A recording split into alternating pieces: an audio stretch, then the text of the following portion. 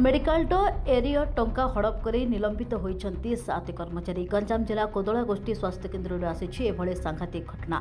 कोदला गोष्ठी स्वास्थ्य केन्द्र 7 कर्मचारी निलंबित होती मेडिकल एरिया टंका हेरफेर अभियोग निलंबन कर तदंत पर गंजाम जिला मुख्य चिकित्सा अधिकारी 7 कर्मचारी निलंबन कर एरिया टंका हेरफेर पर निलंबन होता सूचना मिली।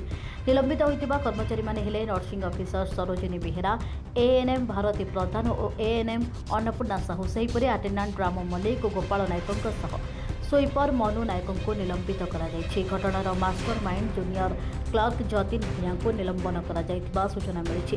कोदला गोष्ठी स्वास्थ्य केन्द्र मुख्य चिकित्सा अधिकारी अजाणत मिथ्या बिल कर बिना अनुमोदन में चंचकता कर प्राय 2 कोटी ऊर्ध्व टंका हरिलुट कर ऑडिट बेले जमापड़ा।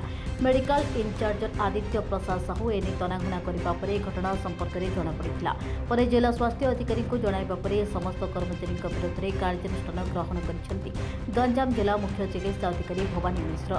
देखु मु शुणा पाइली जे एरियर टंका को जो हरिलुट करी एठारे कर्मचारी मानकर हाथ थिबा कथा आ सेही घटना रे आज 7 जन को निलंबित करा जायछि। ये निलंबित करबा एक स्वागत योग्य कथा, किंतु खाली निलंबित करदेला हबनी।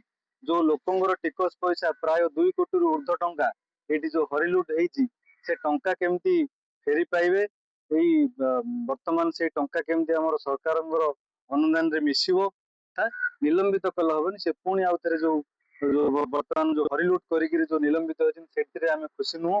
से पूरा संपृक्त चाकरी जमी बाद पड़े यही घटना को लेकर समस्ते सचेतन हेबे, जमी आगामी दिन में एमतीका हरिलुट करने साहस करेंगे।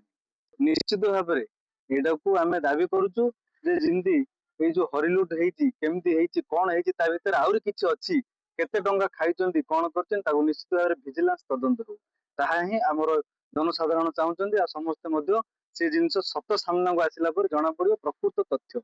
गंजाम बेगुनियापड़ारू सूर्य नारायण बड़ों रिपोर्ट।